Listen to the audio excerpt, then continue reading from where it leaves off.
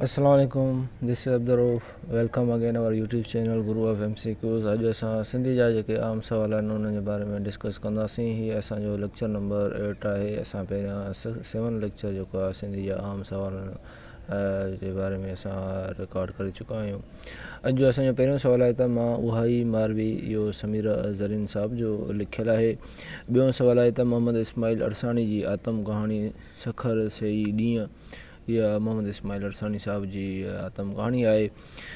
टियों सुवालु आहे त मशहूरु सिंधी किसा जेके आहिनि डॉक्टर नबी बख़्श बलोच साहब लिखिया आहिनि। ॿियों असांजो चोथों सुवालु आहे त सिंधी नावल जी इर्तिक़ाई तारीख़ जेको आहे ग़ुलाम हुसैन साहब लिखी आहे। पंजों सुवालु आहे त लोक अदब जो तहक़ीक़ी जाइज़ो अब्दुल करीम संदीलो साहब लिखियो आहे। ॿियो सुवालु आहे त शाह इनायत जेको कलोड़नि जे दौर सां तालुक़ु रखंदो हुयो। ॿियो असांजो सुवालु आहे त शाह लतीफ़ जो उस्ताद जेको नालो हुयो अख़ून नूर मोहन साहब हुयो भट्टी साहब। ॿियो सुवालु असांजो आहे त शाह जे कलाम में 30 सुर आहिनि, त हर सुर में शाह साहब मुख़्तलिफ़ शयुनि जे बारे में ज़िक्र कयो आहे। ॿियो सुवालु आहे त मिर्ज़ा कलीज बेग जेको आहे 1913 में जेको आहे शाह जो रिसालो तयारु कयो। ॿियो सुवालु आहे त 1951 में उस्मान अली अंसारी साहब शाह जो रिसालो तयारु कयो। ॿियो असांजो सुवालु आहे त ग़ुलाम मोहम्मद शाहवाणी साहब 1950 में शाह जो रिसालो तयारु कयो।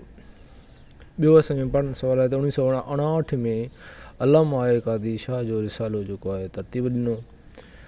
ॿियो असांजो सुवालु आहे त शाह लतीफ़ कहिड़ा सुर किथे चया, उनजो ज़िक्र जेको आहे बेरूमल महरचंद अडवाणी लतीफ़ी शेर में कयो आहे।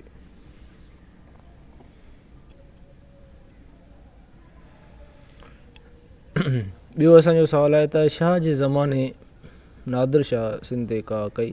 शाह जे ज़माने में नादिर शाह जेको आहे सिंध ते का करे आयो। ॿियो असांजो सुवालु आहे त मरसे जा उहिञाण पहिरियों भेरो शाह लतीफ़ जे सुर किॾारे में मिलनि था।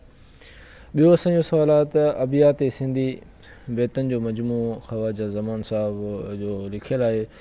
इहो बि हिकिड़ो इम्पॉर्टेंट क्वेश्चन आहे फॉर SSC टेस्ट जे लाइ।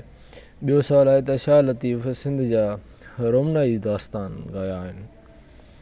ॿियो सुवालु आहे त ख़वाजा ज़मान शाह लतीफ़ जो हम असर हो। इहो सुवालु आई थिंक SST टेस्ट में अची चुको आहे त ख़वाजा ज़मान जेको हुयो शाह लतीफ़ जो हम असर हुयो, हिकिड़े ई दौर सां तालुक़ु रखंदा हुया।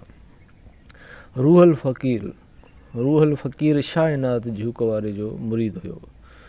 ॿियो सुवालु आहे त तमाची फ़क़ीर शाह लतीफ़ जो ख़ासि ख़लीफ़ो हुयो। इहो बि हिकिड़ो इम्पॉर्टेंट क्वेश्चन आहे। ॿियो सुवालु आहे त जलाल खट्टी खे सिंगार जे बेतनि जो सरदार सॾियो वेंदो आहे। ॿियो आहे त कबीर शाह नड़ जे बेतनि जो वॾो शाइर हो। इहे असांजा मोस्ट इम्पॉर्टेंट MCQs आहिनि SST टेस्ट जे लाइ।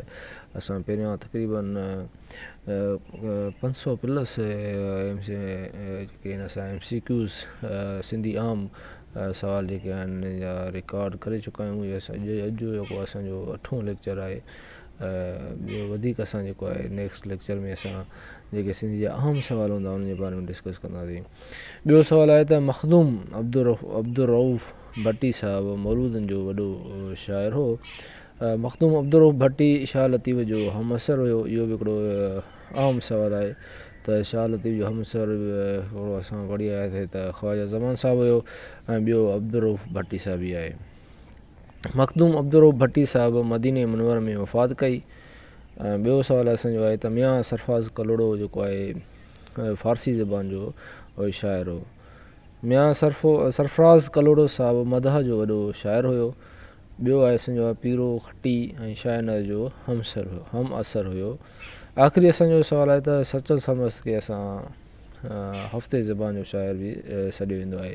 हीअ हुआ असांजा मोस्ट इम्पॉर्टेंट सिंधी जा जेके आम सुवाल। हीअ असांजो 8हों लेक्चर हो। वधीक असां 9th लेक्चर में जेको आहे असां वधीक सिंधी जा जेके अहम सुवाल हूंदा उन जे बारे में डिस्कस कंदासीं। Thank U very much.